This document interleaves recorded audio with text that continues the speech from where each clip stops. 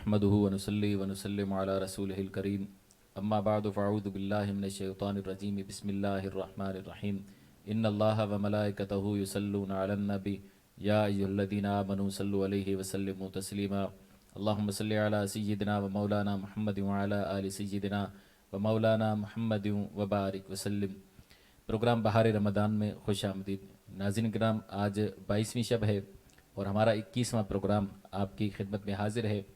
आज का उन्वान आप हजरात ने पोस्टर में मुलाहिज़ा किया होगा। उन्वान है नुज़ूल कुरान के मकासिद, क्योंकि इस अशरे में लैलतुल क़द्र भी है और नुज़ूल कुरान की रात है। तो नुज़ूल कुरान के हवाले से आज इंशाअल्लाह उस्ताद मोहतरम उस्तादुल उलमा मुफ्ती मोहम्मद नोमान हनफी दामत बरकातुहुल आलिया गुफ्तगू फरमाएंगे। हमारे साथ हमारे मेहमान सनाखा मोहम्मद हुसैन बशीर कादरी साहब जलवा अफरोज़ हैं। इंशाअल्लाह आप हमदे बारी ताला नाते रसूल मकबूल सल्लल्लाहु तआला अलैहि वसल्लम उनसे समात करेंगे। आपसे गुजारिश है कि प्रोग्राम को ज़रूर शेयर करें, लाजमन शेयर करें। इसका लिंक व्हाट्सएप ग्रुप में भेज दीजिए ताकि दीगर अहबाब हमारे प्रोग्राम में शामिल हो सकें। इंशाअल्लाह आपके पूछे गए सवालात के जवाबात भी प्रोग्राम में शामिल किए जाएंगे और जवाबात उस्ताद मोहतरम मुफ्ती मोहम्मद नोमान हनफी दामत बरकातुहुल आलिया जवाबात देंगे। कोई सवाल हो तो वो आप व्हाट्सएप का जो नंबर है स्क्रीन पर नज़र आ रहा होगा, उस पर व्हाट्सएप कर सकते हैं, वॉइस कर सकते हैं। इंशाअल्लाह आज के प्रोग्राम में या कल के प्रोग्राम में इसका जवाब ज़रूर दिया जाएगा। तो आइए प्रोग्राम के आगाज़ की जानिब चलते हैं। हमदे बारी ताला पेश करने की सआदत हासिल करेंगे मोहम्मद हुसैन बशीर कादरी साहब। अल्लाहु अल्लाहु बंदे हरदम अल्लाहु अल्लाहु अल्लाहु बंदे हरदम अल्लाहु। पीछे पीछे मौत है तेरे आगे आगे तू अल्लाहु अल्लाहु बंदे हरदम अल्लाहु। अल्लाहु बाकी मिन कुल्ली फानी अल्लाहु बाकी मिन कुल्ली फानी। ना कुछ तेरा ना कुछ मेरा ओ गाफिल इंसान ओ गाफिल इंसान। सब कुछ जाने जान बूझ के बने हैं क्यों अनजान। दारा और सिकंदर जैसे शहंशाह शान शहंशाह शान। लाखों मर मिट्टी में सो गए बड़े बड़े सुल्तान। तेरी क्या औकात है बर्दे कुछ भी नहीं है तू। अल्लाहु बाकी मिन कुल्ली फानी अल्लाहु बाकी मिन कुल्ली फानी। ये कह के हैदर ने ये कह के हैदर ने सजदे में रखी पेशानी। अल्लाहु बाकी मिन कुल्ली फानी अल्लाहु बाकी मिन कुल्ली फानी। तेरा मेरा जीवन जैसे चलते फिरते साए चलते फिरते साए। जूं जूं बढ़ती जाए उमरिया जीवन घटता जाए जीवन घटता जाए।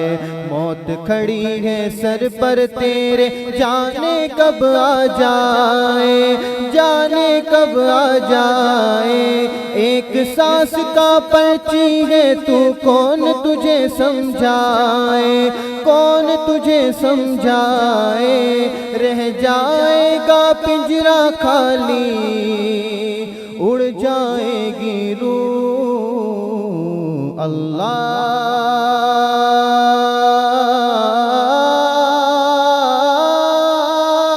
अल्लाहु बाकी मिन कुल्ली फानी अल्लाहु बाकी मिन कुल्ली फानी। تنہا قبر میں ہوگا تیرا کوئی نہ ہوگا میر، کوئی نہ ہوگا میر۔ اللہ ہی اللہ بول سلامت جیون بازی جیت، جیون بازی جیت۔ ڈھلتا سورج روز سنائے تجھے فنا کے گیت، تجھے فنا کے گیت۔ نیند سے آنکھیں کھول تمنا کیسی ہے یہ پریت، کیسی ہے یہ پریت۔ اللہ تیرا جاگ رہا ہے اور سوتا ہے تو، اللہ باقی من کل فانی، اللہ باقی من کل فانی۔ یہ کہہ کے حیدر نے، یہ کہہ کے حیدر نے سجدے میں رکھی پیشانی، اللہ باقی من کل فانی، اللہ باقی من کل فانی۔ اللہ اللہ بندے ہر دم اللہ، اللہ اللہ بندے ہر دم اللہ۔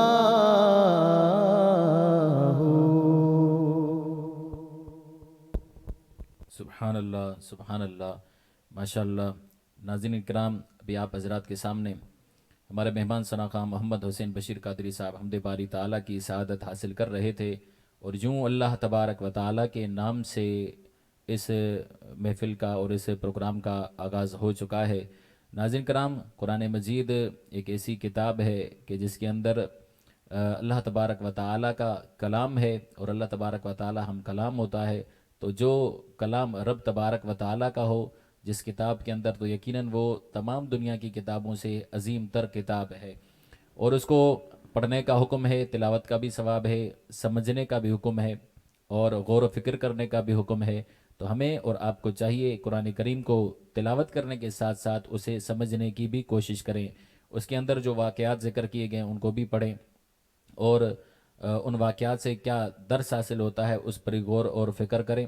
تلاوت کا ثواب ہے، ہمارا جو اکثر معاشرہ ہے وہ تلاوت حصول برکت کے لیے کرتا ہے، دکان میں قرآن خوانی کرواتا ہے تاکہ برکت حاصل ہو جائے، گھر میں قرآن خوانی کرواتا ہے تاکہ برکت حاصل ہو، بیماری دور۔ بالکل اچھا ہے، بہت ہی اچھا ہے۔ اسے قرآن عظیم کی تلاوت سے برکت حاصل نہیں ہوگی تو اور کس چیز سے حاصل ہوگی؟ لیکن جو اصل مقصد ہے وہ سمجھنا ہے، قرآن پاک کو کس نے کتنا سمجھا، تلاوت کرنے والا کتنی آیتوں کا ترجمہ سمجھتا ہے یا اس کا حکم سمجھتا ہے، جب وہ آیت پڑھتا ہے تو اسے اس کا علم ہے یا نہیں۔ یہ تو ضروری نہیں، کم سے کم جو ضروری باتیں ہیں اتنا تو ہمیں معلوم ہونا چاہیے۔ بہت اللہ تبارک و تعالیٰ نے قرآن عظیم کے اندر علوم رکھے ہیں کہ اگر ہم ان کا مطالعہ کریں گے تو ہمیں پتہ چل جائے گا کہ قرآن عظیم کیسی کتاب ہے کہ اس کے اندر کس قدر اللہ تبارک و تعالیٰ نے علوم رکھے ہیں۔ تو ہمیں چاہیے کہ قرآن کریم کو سمجھنے کی بھی ضرور کوشش کریں۔ آپ سے بھی ایک سوال ہے، عام فہم سوال ہے، اور جو بچوں سے بھی پوچھے جاتے ہیں وہی سوال ہے ناظرین سے کہ قرآن عظیم کی صورتوں کی تعداد کتنی ہے، اور قرآن عظیم کے رکوعات کتنے ہیں، کتنے رکوع ہے، اور قرآن عظیم کی کتنی صورتیں ہیں۔ یہ تعداد آپ کمنٹس میں بتائیے۔ تب تک میں ہمارے مہمان شناخواہ محمد حسین بشیر قادری صاحب سے گزارش کروں گا کہ نعت رسول مقبول صلی اللہ تعالیٰ علیہ وسلم پیش کرنے کی سعادت حاصل کریں۔ صلی اللہ علیہ یا رسول اللہ وسلم علیک یا حبیب اللہ۔ ایک میں ہی نہیں ان پر قربان زمانہ ہے، ایک میں ہی نہیں ان پر قربان زمانہ ہے، ایک میں ہی نہیں ان پر قربان زمانہ ہے، ایک میں ہی نہیں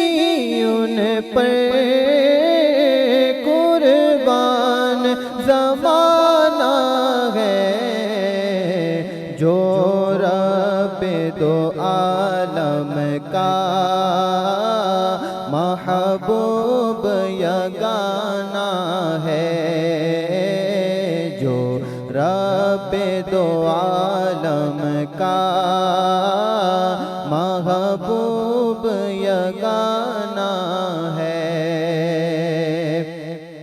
اور قلب سے غمیں جس نے خود پار لگانا ہے، قلب سے غمیں جس نے خود پار لگانا ہے، زغرا کا وہ بابا ہے، حسنین کا نانا ہے، زہرا کا وہ بابا ہے، حسنین کا نانا ہے، زہرا کا وہ بابا ہے، بابا ہے، زہرا کا وہ بابا ہے،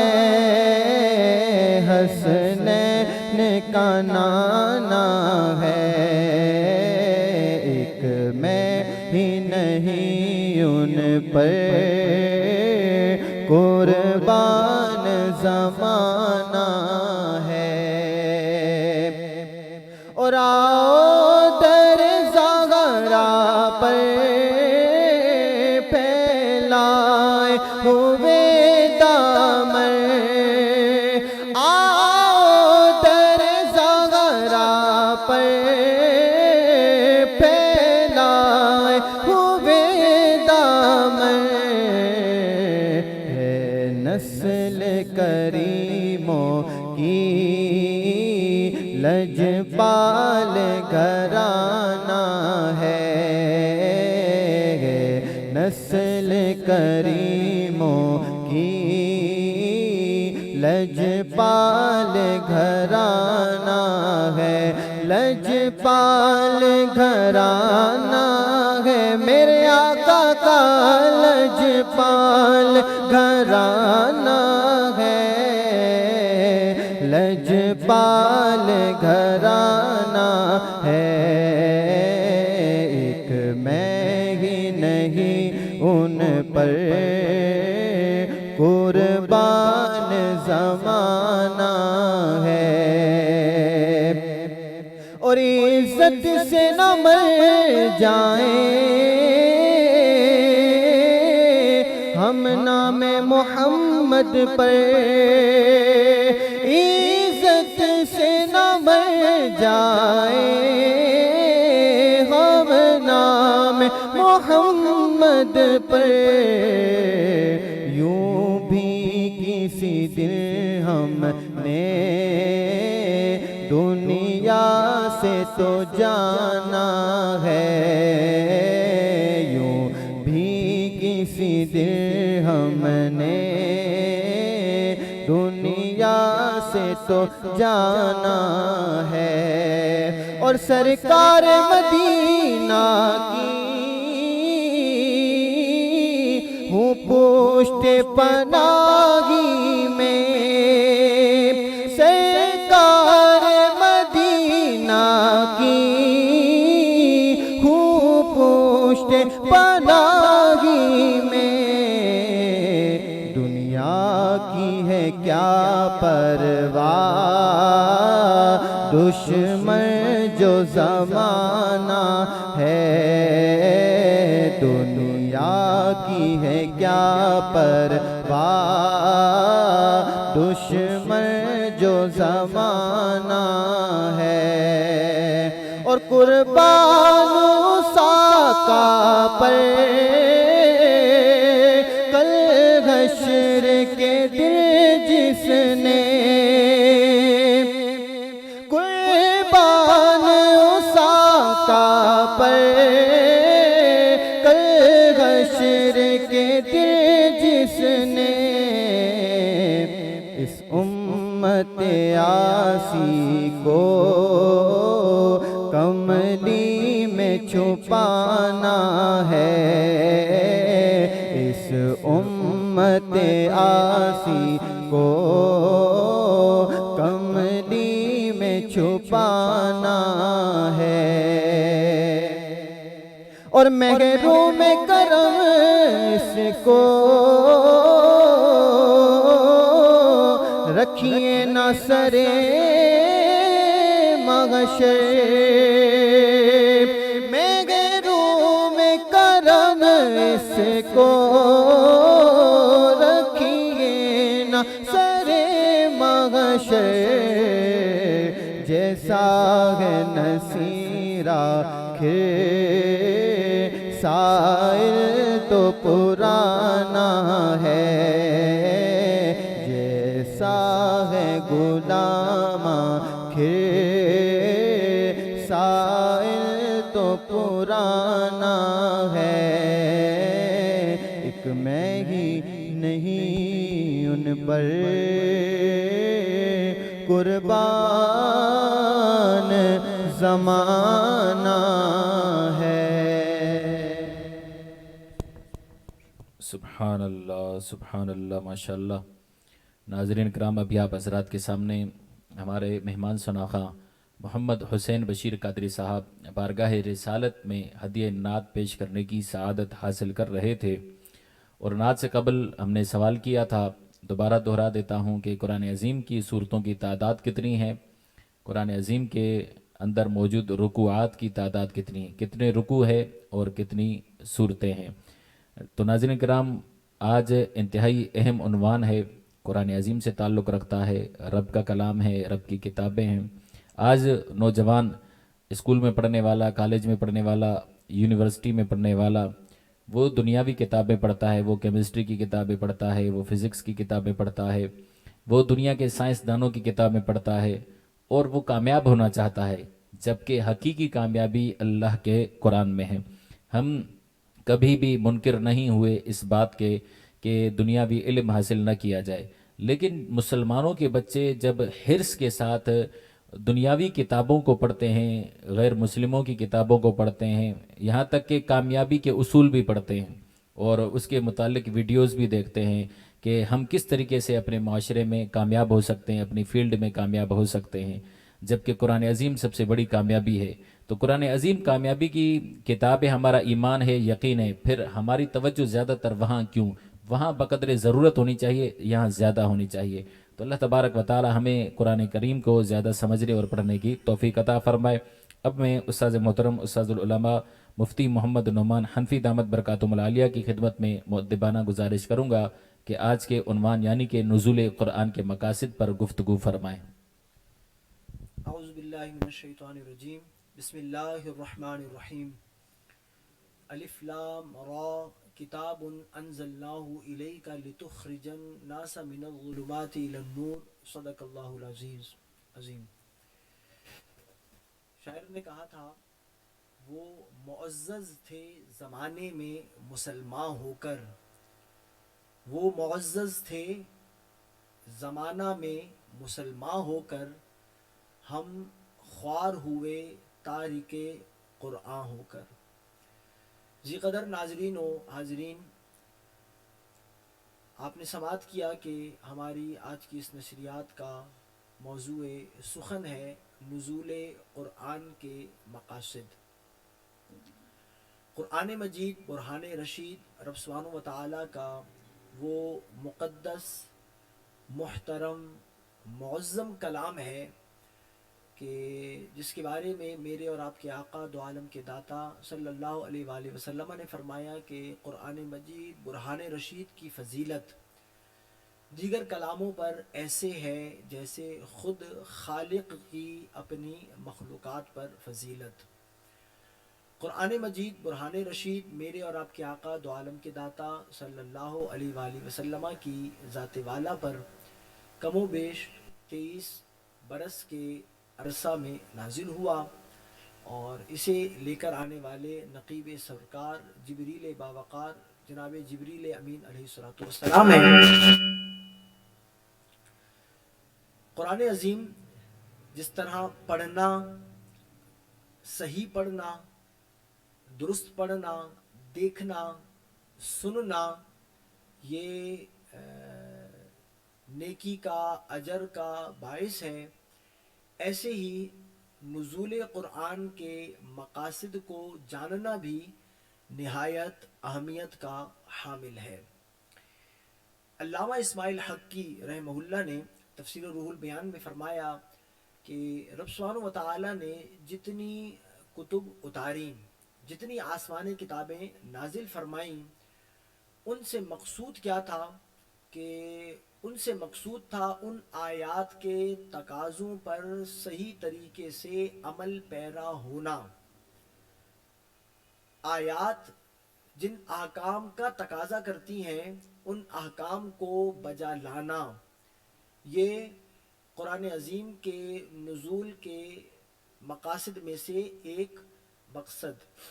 اور جیسا کہ مجھ سے قبل مولانا ساجد سمرو صاحب نے بھی آپ کے سامنے ذکر کیا کہ ہم اس بات کے انکاری نہیں کہ آپ تلاوت قرآن نہ کریں، آپ قرآن دیکھیں نہیں، قرآن چھوئیں نہیں، قرآن سے برکت حاصل نہ کریں، لیکن جہاں آپ قرآن چھوتے بھی ہیں، قرآن پڑھتے بھی ہیں، قرآن سنتے بھی ہیں، برکت و شفا کے حصول کا ذریعہ بھی سمجھتے ہیں، وہیں اس کے نزول کے مقاصد کو سمجھنا از حد اس لیے ضروری ہے کہ میں ایک مثال دے کر سمجھاؤں گا۔ ایک سلطنت کا ایک بادشاہ ہو اور اس کی سلطنت بہت بڑے رقبہ پر محیط ہو، اور وہ اپنی اس سلطنت کے ایک حصہ کے ایک حکمران کو ایک خط لکھے اور کہے کہ بھئی اس خط میں تحریر کرے کہ تم نے اپنے علاقہ میں یہ کام کرنے ہیں، یہ عمارت تعمیر کرانی ہے، یہ سرائے قائم کرنی ہے، یہ کنواں کھدوانا ہے وغیرہ، اس طرح کے بہت سارے امور کا ذکر کریں۔ اب وہ جو اس سلطنت کا وہ جو حکمران تھا، ایک جس نے خط بھیجا اور ایک وہ جس کے پاس بھیجا جو اس کی رعایا میں سے ایک حصہ کا مالک تھا، عارضی طور پر خط اس کے پاس پہنچ گیا، اور اب اس نے کیا کیا، اب اس نے اس کی تلاوت کرنا شروع کر دی کہ بھئی ہمارے بادشاہ کا خط آیا ہے، بادشاہ نے بھیجا، اور وہ دن رات اس کی تلاوت کرتا رہے، بس پڑھتا رہے، اور بادشاہ نے جو احکام کا حکم دیا تھا کہ ان کا اجرا کرو، مسجد بناؤ، مدرسے بناؤ، کنویں کھدواؤ، سرائے قائم کرو وغیرہ ذالک، اس طرح کے جو احکام دیے تھے وہ اس نے کیے نہیں۔ پھر بادشاہ اچانک سے آ جائے، اب بادشاہ آ کے جب دیکھے گا کہ میں نے تو حکمران کو کہا تھا کہ بھائی جب یہ خط تمہیں ملے تو تم نے میرے احکام کی بجا آوری کرنی ہے۔ اب آپ بتائیے کہ وہ بادشاہ اپنے اس حکمران پر ناراض ہوگا یا خوش ہوگا کہ حضرت یہ جو میرا نمائندہ تھا جسے میں نے ایک حصہ کا حکمران بنایا تھا، یہ میرا خط روزانہ باقاعدگی سے پڑھتا ہے، ایک دن بھی مس نہیں کرتا، اور رعایا کو بھی سناتا ہے روزانہ، تو وہ یقیناً آپ جانتے ہیں وہ خوش نہیں ہوگا، وہ اسے سزا دے گا، اسے ملامت کرے گا، اسے عتاب کا نشانہ بنائے گا کہ میں نے تو تمہیں خط اس لیے نہیں بھیجا تھا کہ محض پڑھو، روزانہ اس کی تلاوت کرو، اور اس میں جو احکام ہیں انہیں بجا نہ لاؤ، وہ خوش نہیں ہوگا۔ تو ایسے ہی آپ دیکھیے رب سبحانہ وتعالی، لیکن ہم یہ نہیں کہہ رہے، ابھی ذکر کر دیا میں نے پہلے ہی کہ تلاوت کے انکاری بھی نہیں اور اس کی فضیلت کے بھی منکر نہیں، فضیلت اپنی جگہ، تلاوت کرنے اور سننے کا بے شمار اجر اور ثواب، لیکن آپ اندازہ لگائیے یہ رب کا یوں تشبیہ کے لیے میں ذکر کر رہا ہوں، ایک خط ہے جو اللہ نے جبریل کے ذریعے حضور کے قلب اطہر پر نازل کیا، اور حضور کے توسل سے ہم مسلمانوں کو یہ بیش قیمت بیش بات تحفہ ملا۔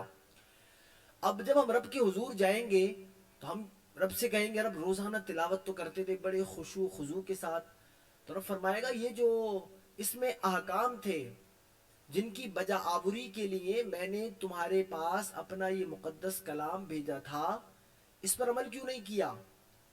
یہ قرآن کا ایک شعبہ ہے، تلاوت کرنا، تلاوت سننا، اسے چھونا، اس سے برکت و شفا حاصل کرنا، یہ اس کا ایک شعبہ، ایک حصہ ہے۔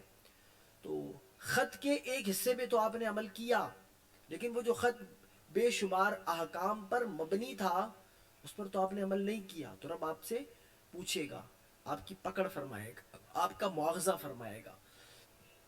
تو قرآن کے مقاصد کیا ہیں، نزول قرآن کے مقاصد کیا ہیں؟ انشاءاللہ ہم قرآن عظیم کے پڑھنے کے جو مقاصد ہیں انشاءاللہ کل میں نے سوچا ہے یہ موضوع رکھیں گے، قرآن عظیم پڑھنے کے مقاصد کیا ہیں، یہ نزول قرآن کے مقاصد میں عرض کر رہا ہوں۔ خود قرآن مجید برہان رشید نے اپنے نزول کے مقاصد کا بیان فرمایا، اور بہت سارے مقاصد ہیں، ان میں سے ایک مقصد قرآن نے اعلان کیا کہ کتاب انزلناہ الیک، محبوب ہم نے اس کتاب کو آپ پر نازل کیا، لتخرج الناس، تاکہ آپ لوگوں کو من الظلمات الی النور، تاریکیوں سے نکالیں اور روشنیوں کی طرف لے جائیں۔ تو نزول قرآن کے بنیادی مقاصد میں سے ایک مقصد کیا ہے، وہ لوگ جو گمراہی کی دلدل میں دھسے ہوئے ہیں، جن پر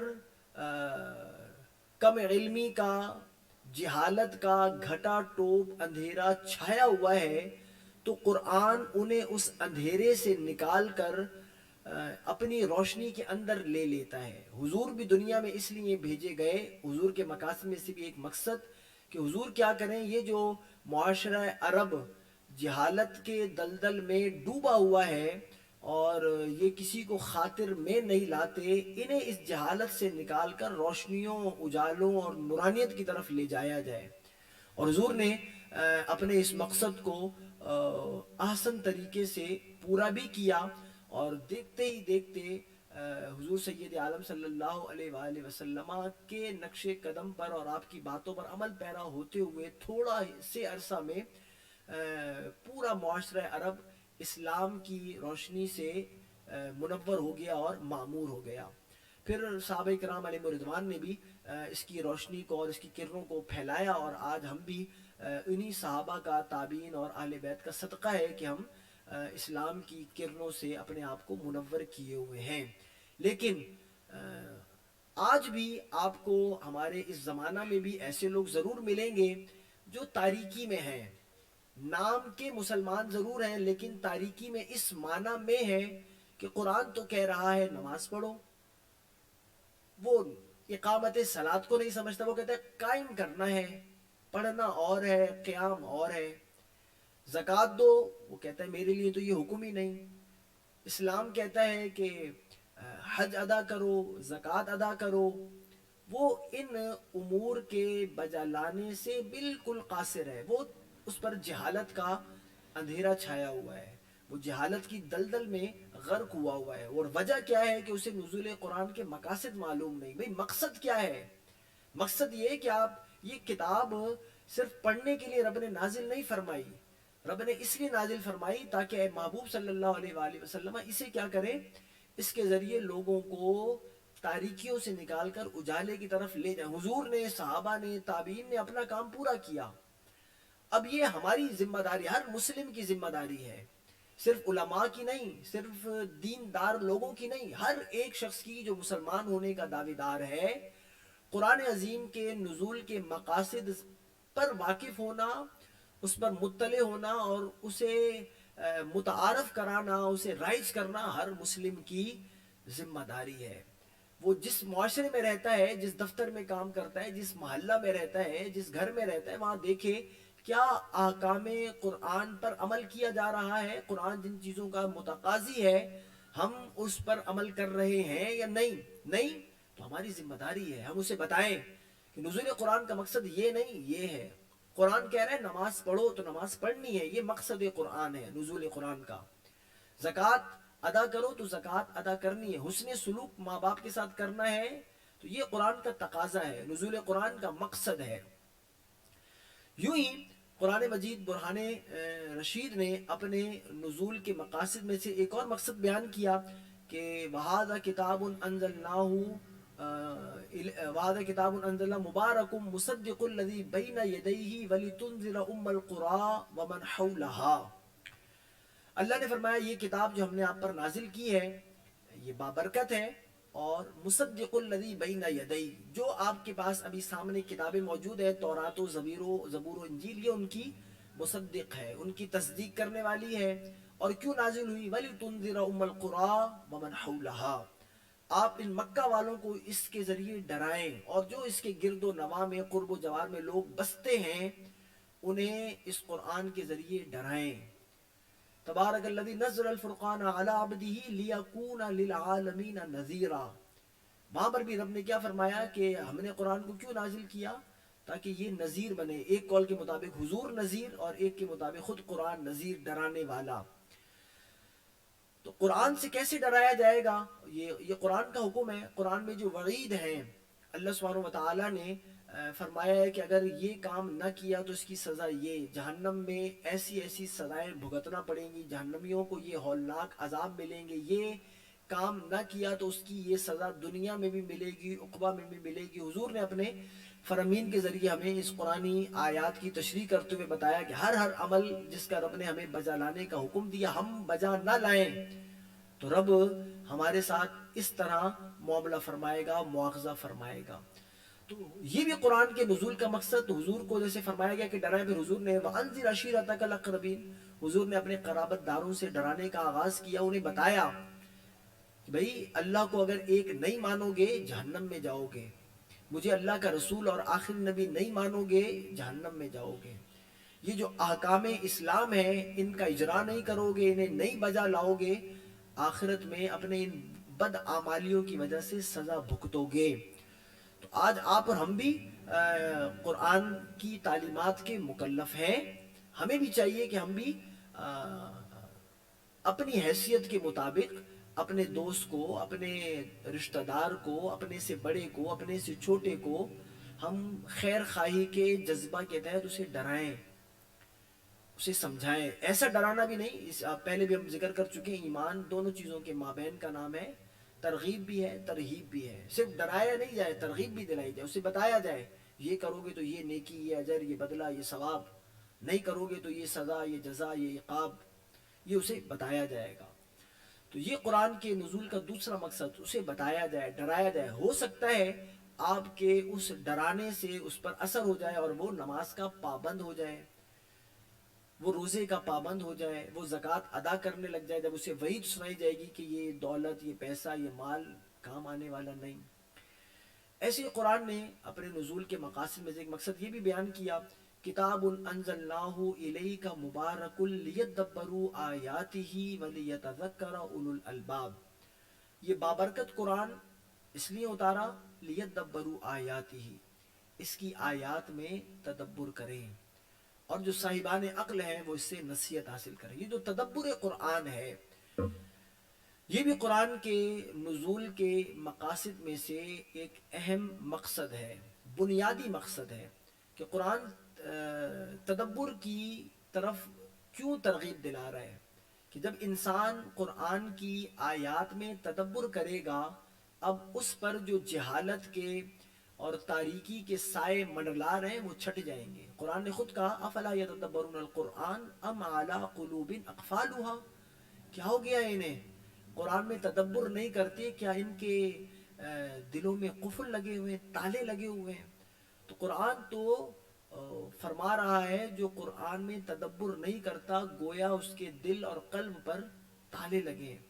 تو آپ اپنے دلوں پر لگے ہوئے تالوں کو کھولیں، اس کی چابی تدبر قرآن ہے۔ اعلیٰ حضرت عظیم البرکت الشاہ امام احمد رضا خان رحمۃ اللہ تعالی علیہ کا جو ترجمہ قرآن کنز الایمان ہے، وہ آپ اپنے گھروں کی زینت بنایا ہوا ہوگا، یقیناً ہر سنی مسلمان ایمان کے اس خزانہ کی اہمیت کو سمجھتا ہے، تو اس کے گھر میں ضرور موجود ہوگا، اسے پڑھے، اس میں تدبر کرے، رب اس سے کس چیز کے بارے میں تقاضا کر رہا ہے، کیا حکم دے رہا ہے، کس چیز سے روک رہا ہے۔ ماہ رمضان نزول قرآن کا مہینہ ہے، نزول قرآن کے کچھ مقاصد ہم نے آپ کے سامنے ذکر کیے ہیں، کچھ اور نہ صحیح آپ نے سنا بھی ابھی مجھ سے پہلے، آپ ایک آیت ہی پڑھیں لیکن تدبر کریں، سوچیں رب آپ سے کیا فرما رہا ہے، آپ کو کیا حکم دے رہا ہے، آپ دیکھیں گے کہ آپ کی زندگی پر اس کے بہت اچھے اثرات مرتب ہوں گے۔ رب سبحانہ وتعالی نزول قرآن کے مقاصد کو سمجھنے والا اور نزول قرآن کے مقاصد پر ہم سب مسلمانوں کو عمل پیرا ہونے کی توفیق عطا فرمائے۔ وآخر دعوانا ان الحمدللہ رب العالمین۔ سبحان اللہ، سبحان اللہ، ماشاء اللہ۔ नाज़रीन किराम, अभी आप हजरात के सामने उस्ताद मोहतरम मुफ्ती मोहम्मद नोमान हनफी दामत बरकातुहुल आलिया गुफ्तगू फरमा रहे थे और नुज़ूल कुरान के मकासद आपने समात किए कि कुरान क्यों नाजिल किया गया, अंधेरों से उजालों की तरफ लाने के लिए, जहालत से निकाल कर इल्म की तरफ लाने के लिए और तदब्बर करने के लिए और खौफ खुदा दिलाने के लिए। तो बहुत सारी बातें आप हजरात ने उस्ताद मोहतरम से समात की। अल्लाह तबारक व तआला हम सबको इन बातों पर अमल करने की तौफीक अता फरमाए। आपसे सवाल किया था कुरान अज़ीम की सूरतों की तादाद और रुकू की तादाद, तो जवाब आया, हमारे हामिद अख्तर साहब ने जवाब दिया 114 सूरतें हैं और रुकू 558 इन्होंने लिखे हैं। मेरे ख्याल से 540 हमने जो याद किया था बचपन से याद है वो 540 हैं। रुकुआत की तादाद जो है वो 540 है। सवालात का सिलसिला मज़ीद बढ़ाते मैं आपसे एक और सवाल करता हूँ। कुरान अज़ीम में मक्की सूरतें भी हैं, मदनी सूरतें भी हैं। मक्की सूरतें कौन सी हैं और मदनी सूरतें कौन सी हैं? कौन सी हैं का मतलब यह है कि किसे कहते हैं, मक्की सूरत किसे कहते हैं, मदनी सूरत किसे कहते हैं। साथ ही साथ ये भी बता दीजिए कि मक्की सूरतों की तादाद कितनी है और मदनी सूरतों की तादाद कितनी है। सवालात के जवाबात आप दे दें। अब मैं मोहम्मद हुसैन बशीर कादरी साहब से गुजारिश करूंगा कि बारगाह रिसालत में हदिया नात पेश करने की सआदत हासिल करें।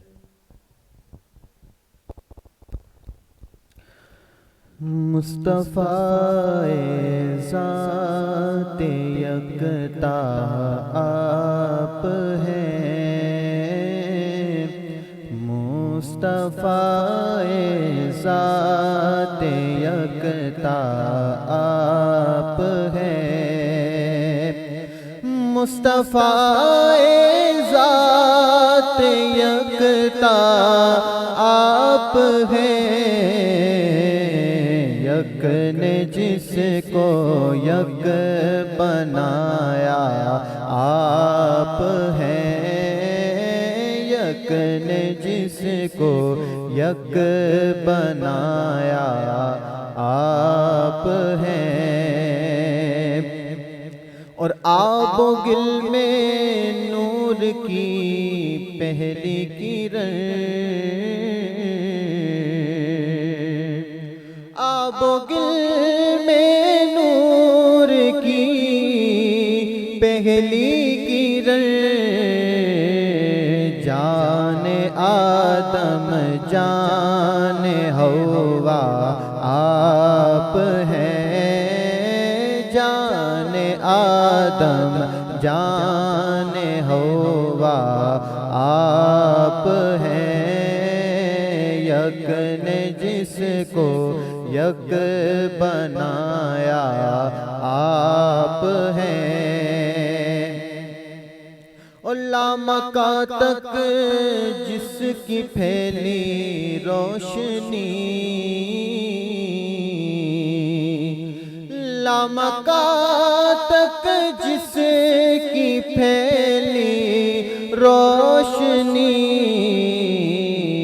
वो चरागे आलमारा आप हैं, वो चरागे आलमारा आप हैं। और है नमक जिसका खमीरे हुस्न में, है नमक जिसका खमीरे हुस्न में,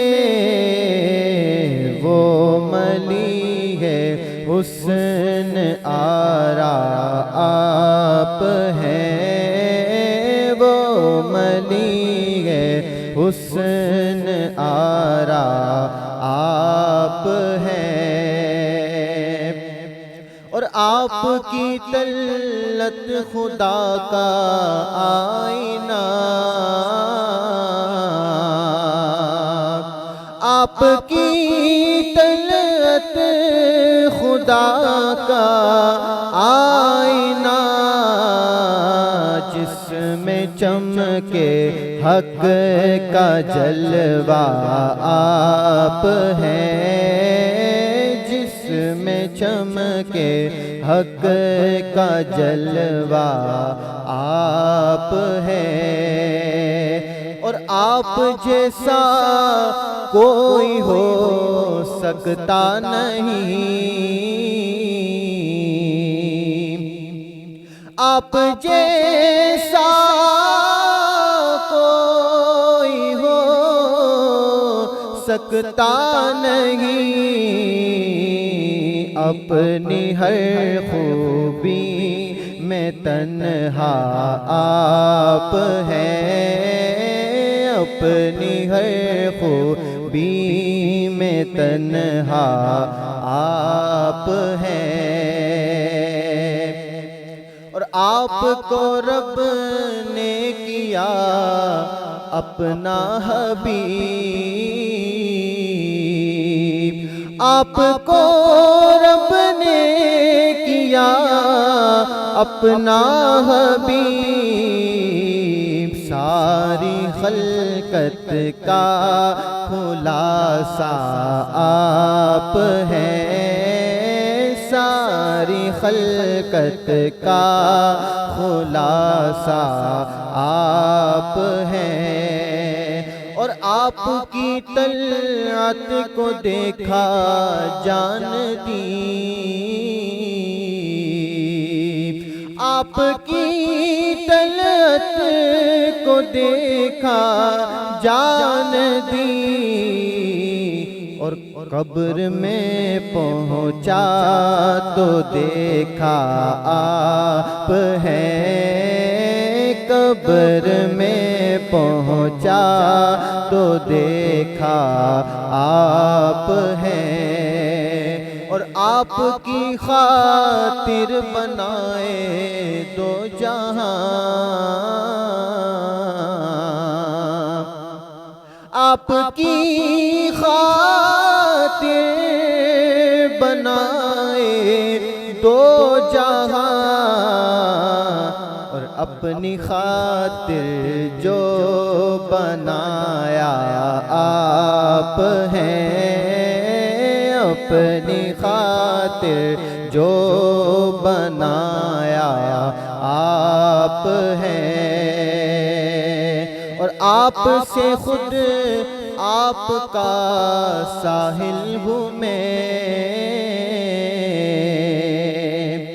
آپ سے خود آپ کا ساحل ہوں میں، جان جان میری تمنا آپ ہیں، جان جان میری تمنا آپ ہیں، اور بردرآمد بردرآمد ہو گدا بہر سلام، بردرد آمد گدا بہر سلام، ہو بھلا اختر کا داتا آپ ہیں، ہو بھلا اختر کا داتا آپ ہیں، یک نے جس کو یک بنایا آپ ہیں۔ سبحان اللہ سبحان اللہ، یک نے یک جس کو بنایا آپ ہیں۔ بہت ہی پیارے کلمات، خوبصورت کلمات، خوبصورت انداز کے ساتھ ہمارے محمد حسین بشیر قادری صاحب پیش کرنے کی سعادت حاصل کر رہے تھے، اور آپ سے سوال کیا تھا نعت سے قبل مکی صورتیں اور مدنی صورتیں۔ نام سے ہی واضح ہے کہ مکہ میں نازل ہوئیں وہ مکی ہیں، مدینہ میں نازل ہوئیں وہ مدنی ہیں، لیکن ایک جو ضابطہ بیان کیا جاتا ہے وہ میں آپ کو ذکر کرتا ہوں آپ کے سامنے۔ جو ہجرت سے پہلے نازل ہوئیں وہ مکی ہیں، جو ہجرت کے بعد نازل ہوئیں وہ مدنی ہیں۔ تو جو صلح حدیبیہ کے موقع پر نازل ہوئیں یا رستے میں نازل ہوئیں، یہ صلح حدیبیہ کے وقت بھی کچھ آیتیں نازل ہوئیں یا صورتیں یا رستے میں، تو ان کو بھی مدنی شمار کیا جاتا ہے، جبکہ وہ مدینہ کے اندر نازل نہیں ہوئیں۔ تو یہ بہتر تعریف ہے کہ جو ہجرت سے پہلے صورتیں نازل ہوئیں وہ مکی، جو ہجرت کے بعد نازل ہوئیں وہ مدنی ہیں۔ قرآن عظیم کے علاوہ اور بھی کتابیں اور صحیفے نازل ہوئے ہیں دیگر انبیاء کرام علیہ السلام پر. مشہور 4 کتابیں ہیں، ان 4 کتابوں کے نام بتائیے. قرآن عظیم کے حوالے سے سوالات ہو گئے. اب جو ہمارے فقہی سوالات کا سلسلہ ہوتا ہے وہ شروع ہوا جاتا ہے. میں ایک ایک کر کے 4 سوال ہیں استاد محترم سے پوچھتا ہوں. امید ہے کہ آپ جوابات کو توجہ سے سماعت کریں گے اور یاد بھی کریں گے. پہلا سوال یہ کہ کیا سنن و نوافل میں بھی ترک واجب سے سجدہ سہو لازم ہوتا ہے؟ کیا سنن و نوافل میں بھی ترک واجب سے سجدہ سہو لازم ہوتا ہے؟ بسم اللہ الرحمن الرحیم. اس سوال کا جواب دینے سے پہلے وہ جو آپ نے سوال کیا اور کسی نے کہا 558 رکوع ہیں، اس کے لیے بھی ایک ضابطہ آپ سے عرض کروں گا اور اس سے تراویح کا بھی آپ کو یقین آئے گا کہ ہمارے علماء نے لکھا، ایک قاعدہ لکھا کہ آپ یہ جو تراویح پڑھتے ہیں 20 رکھتے ہیں، اور یہ رکوع کی تعیین کا بھی یہی سبب بعض لوگوں نے لکھا ہے. تراویح کی 20 رکھتے ہیں اور 20 رکعتوں میں آپ ایک ایک رکوع پڑھیں تو روز کے ہو گئے 20 اور 27 کو ختم ہوتا ہے تو 20 کو آپ 27 سے ضرب دیں گے تو حاصل ضرب جو نکلے گا وہ 540 نکلے گا. تو اس سے بھی یہ معلوم ہوتا ہے کہ تراویح بھی 20 رکعت ہیں اور یہ کم بم نہیں ہے، ورنہ یہ رکوع کی تعداد بھی پوری نہ ہو نا. تو جو لوگ زیادہ کہہ بھی رہے ہیں تو وہ تو 8 رکعتیں پڑھتے ہیں تو ہوں گی بھی نہیں بہرحال. تو بہرحال یہ ایک قاعدہ تھا، وہ میں نے آپ کے سامنے ذکر کیا. 540 ہی رکوع ہیں اور ترتیب ایسے ہی آپ حساب لگائیں گے تو انشاءاللہ آپ کی سمجھ میں آ جائے گا. یہ جو سجدہ سہو ہوتا ہے اس کا تعلق نماز سے ہے، نماز کے فرائض سے، واجبات سے. ہم نے پہلے بھی ذکر کیا نماز کے فرض میں سے کسی فرض میں تاخیر ہو یا نماز کے واجب میں سے کسی واجب میں تاخیر ہو یا کسی واجب کو بھولے سے ترک کر دیا جائے تو پھر اس کی تلافی اور تدارک کے لیے سجدہ سہو کیا جاتا ہے. تو جو نماز آپ پڑھ رہے ہیں وہ خواہ فرض ہو، خواہ واجب ہو، خواہ سنت ہو، خواہ نفل ہو، تو اس میں بھی یہی فرائض ہیں، واجبات ہیں. تو فرض میں تاخیر کریں گے خواہ وہ نفلی نماز ہو یا سنت نماز ہو، کسی واجب کو ترک کریں گے بھولے سے، فرضی نماز ہو، واجبی نماز ہو یا سنت نماز ہو، تو سجدہ سہو لازم ہوگا. اس کا تعلق فرض سے نہیں ہے، اس کا تعلق نماز سے ہے. جی اگلا سوال یہ ہے کہ مشروط طور پر زکوٰۃ دینا کہ مدرسے کی تعمیر میں لگانا ہے، یہ شرط لگانا کیسا ہے؟ مشروط طور پر زکوٰۃ دینا کہ مدرسے کی تعمیر میں لگانا ہے، یہ شرط لگانا کیسا ہے؟ بسم اللہ الرحمن الرحیم. زکوٰۃ دینے والا زکوٰۃ دے یا ہیلا کرنے کے بعد وہ اس طرح کے جملے بولے کہ بھئی تم نے یہ پیسہ اسی کام میں خرچ کرنا ہے. یہ ہم نے بتایا تھا آپ کو کہ یہ زکوٰۃ صدقہ ہے. صدقہ ہبہ شرط فاسد سے فاسد نہیں ہوتا. یہ شرط فاسد ہے. اس کا یہ کہنا کہ اس میں لگاؤ، یہ شرط فاسد ہے. اس سے زکوٰۃ پر فرق نہیں آئے گا، زکوٰۃ اس کی ادا ہو جائے گی. اب آگے جس کو زکوٰۃ دی گئی اس کی مرضی ہے اس پر خرچ کرے یا نہ کرے، کیونکہ یہ شرط فاسد ہے. شرط فاسد سے یعنی صدقہ اور یہ جو ہبہ ہے یہ فاسد نہیں ہوتے. تیسرا سوال یہ ہے کہ اگر شرعی فقیر زکوٰۃ جو بطور ہیلا اس کو دی گئی واپس نہ کرے تو کیا اس سے زبردستی واپس لی جا سکتی ہے یا نہیں؟ بسم اللہ الرحمن الرحیم. ہیلا کیا گیا اور کسی کو اس کا مالک بنایا گیا تو اب جو دینے والا ہے وہ جبری طور پر اگر چاہے کہ میں اس سے یہ واپس لے لوں، یہ نہیں لے سکتا. اب اس کا جو مالک ہے جس کے ساتھ آپ نے ہیلا کیا ہے وہ اس کا بالکل شرعی طور پر مالک ہے. تو ایسا نہیں ہے کہ آپ نے ہیلا کرایا اور ہیلا کرانے کے بعد آپ نے کہا واپس دے. یہ ہم نے کل بھی بتایا تھا کہ یہ جملے اس کے کہنا درست نہیں ہے اور یہی مالک ہے اور یہ اس کی مہربانی، اس کو ترغیب دلائی جائے گی، یہ پھر یہ نیک کاموں میں خرچ کرے گا، لیکن آپ جبری طور پر ہرگز اس سے نہیں لے سکتے. جی ناظرین کرام، آخری سوال یہ ہے کہ رمضان المبارک کے آخری عشرے میں نابالغ بچہ اعتکاف میں بیٹھ سکتا ہے یا نہیں؟ رمضان المبارک میں نابالغ بچہ آخری عشرے میں اعتکاف میں بیٹھ سکتا ہے یا نہیں؟ بسم اللہ الرحمن الرحیم. اعتکاف کے لیے بلوغت کو شرط و قرار نہیں دیا گیا، لیکن ایسے چھوٹے بچے جو مسجد کے تقدس کو پامال کریں یا جنہیں نماز اور مسجد کے طور طریقوں کا بالکل معلوم نہ ہو تو ایسے بچوں کو ماہ رمضان کے اس آخری عشرہ میں اعتکاف میں بیٹھنے سے روکا جائے گا. ہاں نابالغ بچہ ہے، 10 سال کا ہے اور اسے نماز کا بھی علم ہے، مسجد کے تقدس کو بھی وہ برقرار رکھتا ہے، تو ایسے نابالغ بچے کے اعتکاف میں بیٹھنے میں حرج بھی نہیں ہے.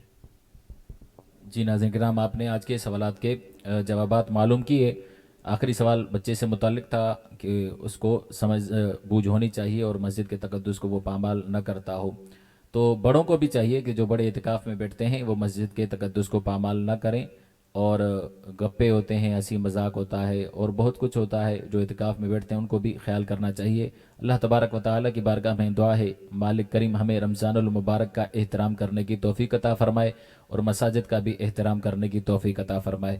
ناظرین کرام، پروگرام کا وقت اپنے اختتام کو پہنچا ہے اور چند منٹ ہیں. میں چاہوں گا محمد حسین بشیر قادری صاحب کوئی کلام، نعت یا منقبت جو وہ ہمیں سنانا چاہیں وہ سنائیں. آپ سے اجازت چاہوں گا، ہمیں دعاؤں میں یاد رکھیے، ہم آپ کے لیے دعا گو ہیں. السلام علیکم ورحمۃ اللہ وبرکاتہ. پڑھنا قصیدہ حق دے ولی دا، پڑھنا قصیدہ حق دے ولی دا، سارے سناؤ رل کے سناؤ نارالی دا، پڑھنا قصیدہ حق دے ولی دا، پڑھنا قصیدہ. علی مولا علی مولا علی مولا علی مولا علی مولا علی مولا علی مولا علی مولا، زباں کے ساتھ دل بولا علی مولا علی مولا، ہر ایک میزان پہ تولا علی مولا علی مولا. زہرا دا شوہر پیرا دا پیرے، زہرا دا شوہر پیرا دا پیرے، میں کیا دساوا کنا میرے، میں کیا دساوا کنا امیرے. تہ تو سراتوں عرش اولا تئیں، تہ تو سراتوں عرش اولا تئیں، او سارے دسارا سارے دسارا اور اقبالی دا، پڑھنا قصیدہ حق دے ولی دا، پڑھنا قصیدہ.